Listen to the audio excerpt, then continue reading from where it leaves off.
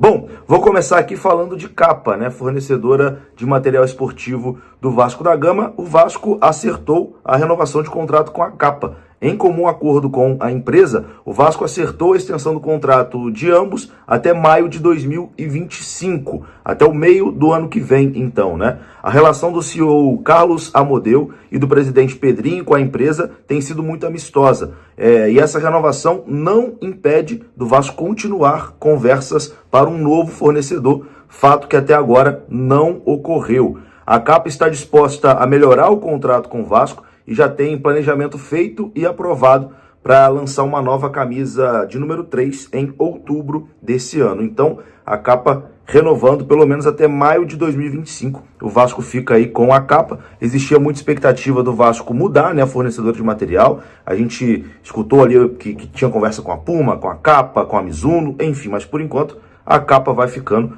pelo menos até março, já está confirmado. Se tiver mais alguma atualização sobre isso, a gente traz aqui no canal. O Vasco fez algumas mudanças administrativas, né? Temos aí um novo diretor de comunicação e uma nova diretora jurídica. Vinícius Gonçalves é o novo diretor de comunicação da Vasco SAF.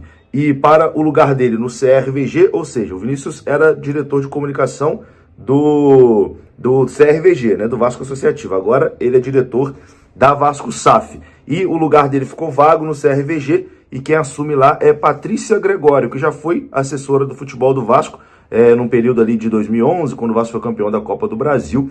E ela assume essa pasta agora no CRVG e a pasta de comunicação fica com o Vinícius Gonçalves. E a mudança jurídica é a seguinte: a advogada Bianca Reis é a nova diretora jurídica da Vasco SAF.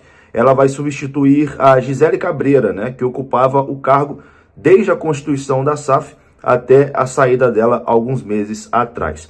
A nova diretora já atuou como conselheira e coordenadora do Grupo de Trabalho de Educação Jurídica da OAB. Então, Vasco com essas duas mudanças aí administrativas. E para encerrar esse vídeo, eu vou colocar um corte aqui do ex-diretor de futebol do Vasco, hoje no Cruzeiro, o Alexandre Matos, falando sobre a sua passagem no Vasco, fez algumas críticas, né? Enfim, eu quero que você tire a sua conclusão do que disse aí o Alexandre Matos, beleza? Foi entrevista ao Charla Podcast. O Pedrinho tinha acabado de ser eleito, sabe? É isso. E por que tá melhorando bastante? Não vou falar que tá dando certo, tá melhorando bastante. Eu acredito que eles também imaginam que tem que melhorar sempre mais, né? Igual o Cruzeiro. Sim. Estão melhorando cada vez mais. Então, por quê? Porque tem isso, tem um entendimento daquilo que o consumidor, que é a torcida, quer. Então, para mim, a não congruência de ideias daquilo que o torcedor queria para aquilo que a empresa queria, e aí você me pergunta o que a empresa queria. Eu não sei. Aí só eles podem dizer. Eu não sei. Rabo de foguete. Então isso aí é que criou isso. E aí eu tava no meio do centro da coisa. E eu vim com uma expectativa muito grande. Pô, Mais dinheiro. Só que Não, o torcedor vai esperar isso. Só que atado. Né? Preso. Não tem jeito. Não tem caneta. Não é comigo, sabe? E, pô, eu direcionei esse caminho. Esse caminho para esse momento. Depois, nós vamos ajustando. Mas nesse momento a gente precisa fazer isso. Mas e aí é sim ou não, e tá tudo certo. Os caras o Pelourenço não vai falar não, sim pra mim todas as vezes. Sim. Aliás, já falou não pra mim algumas vezes. É só de contratação de jogador, de tudo.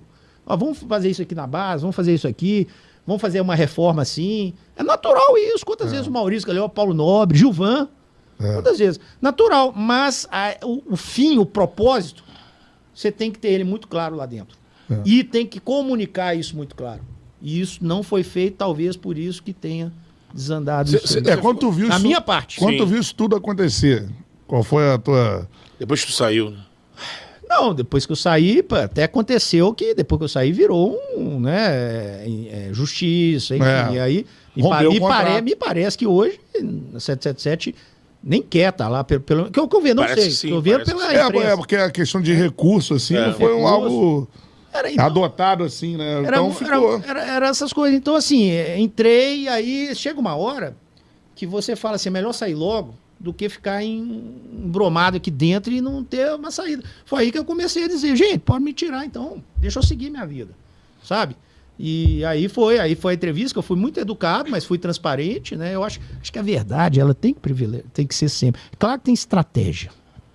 Claro que tem estratégia. Mas a verdade ela tem que ter. E quando você comunica bem, as coisas... Eu já cansei de ver crises feitas pela falta de comunicação, uma comunicação mal feita. Então, nesse caso, eu acho que foi mais esse lado da comunicação, ou a inexistência, ou a não comunicação interna, do que seria tudo, como seria tudo, qual a autonomia, qual é o que você pode fazer e tudo. Que não foi, e aí eu me culpo também, porque eu devia ter pego isso muito fácil, não aceitava. De frente, logo. De frente, mas foi tudo muito rápido. E os donos lá fora, e eu no Brasil, e um CEO novo que tinha acabado de chegar também, sabe? Então eu não consegui pegar as coisas da maneira que tinha que ser, e aí a comunicação externa, que também era um fato que eu queria muito passar, né? Aquela entrevista foi uma, e... Enfim, aí começou a ter muito embate interno. E aí. Teve jogador que chegou nesse grupo que você não indicou do Vasco? Que veio direto. Vou falar isso, porque os jogadores estão lá e eu adoro todos e tal, mas teve várias situações. É porque de escolhas. Ok, jogador é um bom jogador. Mas veja bem, amigo, com esse dinheiro, a gente monta um time. Ah, mas é o perfil que a gente busca. Ok, mas não tem necessidade disso agora. Isso vai acontecer daqui a uns tempos. Agora nós precisamos montar um time competitivo para brigar lá em cima, para o torcedor voltar, para ter muito sócio, para todo mundo acreditar, inclusive na empresa. Eu falava isso para eles, para acreditar inclusive em vocês. Isso que a gente precisa fazer agora. E para finalizar, a 777, eles foram extremamente corretos em todos os sentidos comigo, de tudo. Eu disse, faltou da minha parte ter sido mais incisivo, o que seria, né? Mais até do que desde pela minha experiência. Sim. Eu podia ter falado desse jeito que eu não quero, desse jeito, tal. Entendeu? Mas comigo nunca não tem nada para falar. Conheci pessoas que tiveram uma relação muito boa, o Nico, que é um colombiano, um cara fantástico. O Johannes, que me convidou, adoro o Johannes, fizemos um curso da FIFA junto.